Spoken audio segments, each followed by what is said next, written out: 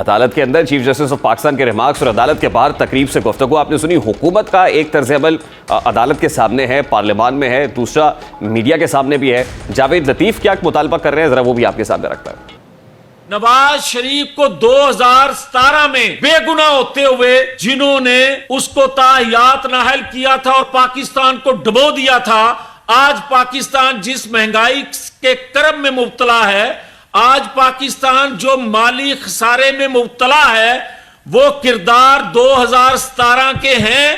उन किरदारों को बेनकाब करके उनको भी चौकों में लटकाया जाए ताकि पाकिस्तानी कौम का एतमाद बहाल हो सके।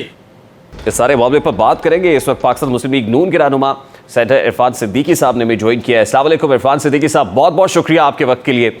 सर आपकी इजाज़त से सबसे पहले तो बड़ा सादा सा सवाल है, ये 2017 से जो नून लीग ऑडिट का मुतालबा कर रही है, मैं इस पर आता हूँ, लेकिन नून लीग की तरफ से आज जो खास तौर पे at this point in time मुतालबा है कि पार्लियामान की कार्रवाई किसी भी सूरत अदालत को नहीं देनी है। आज अदालत ने पार्लियामानी कार्रवाई का रिकॉर्ड फराहम करने का कहा, कल तक की मोहलत दी। अटॉर्नी जनरल ने एग्री किया अदालत के सामने कि कल तक वो ये रिकॉर्ड फराहम कर देंगे। तो क्या ये खुला तजाद नहीं है कि एक तरफ तो पार्लियामान डटी हुई है कि रिकॉर्ड मुहैया नहीं करेंगी, दूसरी तरफ अटॉर्नी जनरल जो वफाक का नुमाइंदा है वो अदालत के सामने कह रहा है कि कल तक रिकॉर्ड मिल जाएगा? बहुत शुक्रिया रेहान। मामलात इतने सादा नहीं हैं जितना बयान करने में आपको महसूस हो रहे हैं या सुनने में महसूस होते हैं। सिचुएशन कुछ ऐसी बना दी गई है कि हमारी जो सबसे बड़ी अदालत है, अदालत उज़्मा जिसे हम कहते हैं, उसने इस मामले को सबसे पहले उलझाया है, जिसे मैं समझता हूँ कि सारे मामले में जो जड़ बनी है मसले की या फसाद की या फितने की, वो 63A की तशरीह बनी है। 60A की तशरीह ऐसे कर दी गई जिसका आइन में दूर दूर तक, अगर आप 63A को देखें तो उसकी कई झैली शिकें हैं, बड़ी तफसील और वजाहत के साथ सारी बातें कही गई हैं। कहीं एक जुमला नहीं लिखा गया कि इन लोगों के वोट भी शुमार नहीं होंगे। आइन साज़ों के लिए जुमला लिखना मुश्किल नहीं था। ये जुमला किसने लिखा? अदालत उज़्मा ने लिखा। जब अदालत उज़्मा ने वो जुमला लिखा तो एक जमी जमाई गवर्नमेंट जो है वो चली गई पीटीआई के पास। पीटीआई के पास जब वो चली गई तो उसने अपने पॉलिटिकल अज़ाइम के लिए 90% अरकान की मुखालफत करते हुए, वज़ीर आला की मुखालफत करते हुए असम्बली तोड़वा दी। असम्बली तोड़वा दी इस ख्याल से कि अब फ़ौरन सारे मुल्क में इलेक्शन होंगे, वो नहीं हो पा रहे। तो कहने का मतलब ये है कि ये 90 डेज़ का जो मंत्रा है, ये 90 डेज़ का मंत्रा फूटा कहाँ से है, सचश्मा कहाँ से है? 63A की गलत तशरीह से, मनमानी तशरीह से। ये चीज़ वो मान नहीं रहे कि हमने क्या किया है आइन के साथ। अब वो कहते हैं जी कि ये हमारा चॉइस नहीं है, जो भी आप सुना रहे थे ये कंपल्शन है।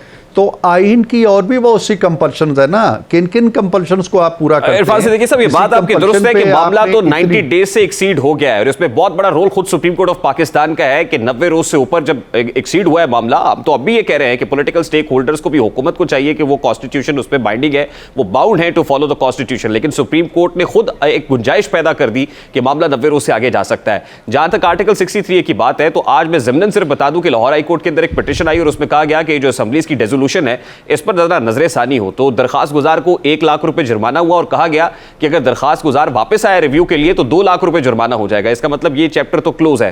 But as far as this matter is concern, तो आपकी तरफ से उस बार भी 63 की तशरीह के मामले पर भी फुल कोर्ट बनाने का मुतालबा किया गया था, अब भी आप फुल कोर्ट बनाने का मुतालबा कर रहे हैं। आपको लगता है कि फुल कोर्ट बनाने से ये जो गुंजलक माहौल है सुलझ जाएगा?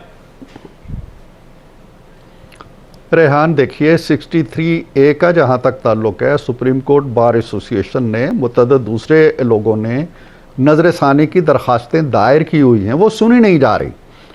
हालांकि होना ये चाहिए था कि पहले ये फ़ैसला कर लिया जाता कि क्या 63A की तशरीह ठीक हुई है और उसके बतन से जो खराबियाँ फूटी हैं वो ठीक हैं। पहले ये फ़ैसला नहीं किया जा रहा, अभी तक वो पेंडिंग पड़ी हुई है और हम आगे ही आगे चल रहे हैं। दूसरी बात यह है कि मुझे आप बताइए, दुनिया का कोई कानून, खुद पाकिस्तान का कानून ऐसा है कि एक मामला हाई कोर्ट लाहौर में भी चल रहा हो, एक मामला पेशावर हाई कोर्ट में चल रहा हो, अभी वो फैसले के किसी अतमी अंजाम तक ना पहुँचे हों और सुप्रीम कोर्ट उसको अपना खुद सोए मोटो नोटिस ले ले। और वो नोटिस भी कहाँ ले ले कि एक पुलिस ऑफिसर की ट्रांसफ़र पोस्टिंग का कज़िया है और 2 जज साहिबान कहते हैं जी कि इसमें नोटिस ले लो इलेक्शंस का। तो ये सारा जो खेल है ना, ये इतना फेयर दिखाई नहीं दे रहा, इतना सादा दिखाई नहीं दे रहा, इतना मासूम दिखाई नहीं दे रहा। हम जब कहते हैं कि फुल कोर्ट बनाओ तो हम इसलिए कहते हैं कि अदालत के फैसलों का एतबार हो। अभी जिस फैसले पे वो अटके हुए हैं, ये भी आप देखें 9 जज थे, 2 ने रिक्यूज़ कर लिया, 7 बचे, 7 में से 4 एक बात कह रहे हैं, 3 एक बात कह रहे हैं, और 3 इसलिए कि चूंकि चीफ जस्टिस उस 3 में मौजूद हैं, वो कहते हैं हमारी बात मानो, 4 की ना मानो। तो हमारे लिए तो बड़ी मुश्किलात पैदा कर दी है ना इन्होंने, हुकूमत के लिए भी, पार्लियामेंट के लिए भी, इलेक्शन कमीशन के लिए भी, पाकिस्तान के अवाम के लिए भी। ये मुश्किलात हमने पैदा नहीं की हैं। कहीं भी आप बताइए कि हुकूमत की तरफ से कोई उलझन पैदा की गई हो या पार्लियामेंट की तरफ से कोई। पार्लियामेंट के बतन के अंदर एक कानून था, उसके पेट के अंदर एक बच्चा था, उस बच्चे को इन्होंने कत्ल कर दिया कि ये पैदा होके हमारे लिए मेरा सवाल बड़ा सादा है, ऐसा भी कभी कैसे महसूस हो रहा है कि अगर फुल कोर्ट बन जाएगा, यानी फुल स्ट्रेंथ होगी सुप्रीम कोर्ट की, 15 के 15 जजेस बैठे हुए होंगे, तो आपका मौक़िफ़ मान लिया जाएगा? नहीं, हमें कोई यकीन नहीं है कि मौक़िफ़ मान लिया जाएगा। हम ये कहते हैं कि जो भी फैसला होगा वो ज़्यादा मुस्तनद समझा जाएगा, मोतबर समझा जाएगा। दुनिया के बहुत से ममालिक में है। आप अमेरिका में चले जाएं तो सुप्रीम कोर्ट जो है वहाँ कोई बेंच नहीं बनते 2, 3, 4, 5 के। अगर वो 10 जज हैं तो हर फैसला 10 के 10 जज बैठ के करते हैं, 15 हैं, 12 हैं, 14 हैं, जितने भी हैं, वो कोई एक जज भी उनमें से अलग नहीं होता और पूरी कोर्ट बैठती है, उसको वो सुप्रीम कोर्ट कहते हैं। हम ये नहीं कह रहे हैं कि 15 बैठ जाएंगे तो हमारे हक में फैसला आ जाएगा। हम ये कह रहे हैं कि 15 बैठेंगे तो ये जी मैं इरफान सिद्दीकी साहब, कतई कलामी के लिए माजरत। मैं इसलिए कह रहा हूं कि इसमें भी इससे पहले जस्टिस अतर मिनल्ला साहब जो अलहदा हुए, जस्टिस मंसूर अली शाह इस मामले से अलहदा हुए, या जस्टिस जमाल मंदूखेल का जो एक प्रिंसिपल स्टांस था, जिन जजेस ने इसमें रिक्यूज़ किया, वो भी मतलब वो प्रिंसिपली ये कह रहे थे कि 90 रोज़ के अंदर इंतखाबात होने चाहिए। सिर्फ उनको बेंच की तश्कील के मामले के हवाले से एतराज़ात थे, यानी प्रिंसिपली तो उनका मौक़िफ़ नहीं, ये बात नहीं है। उन्होंने कहीं ये नहीं कहा, अपने जो इख्तलाफी नोट हैं, कि 90 रोज़ के अंदर इलेक्शन होने चाहिए। ये इशू ही नहीं था उनके सामने। उनके सामने ये इशू था कि क्या ये सोए मोटो नोटिस जो लिया गया है, ये लिया जाना चाहिए या नहीं लिया जाना चाहिए। उन्होंने इस पर अपना फैसला दिया है। वो 90 डेज़ के केस के मेरिट में गए ही नहीं है। हो सकता है वो यही बात कहते जो आप कह रहे हैं, और यकीनन यही बात कहते क्योंकि आइन तो यही कह रहा था।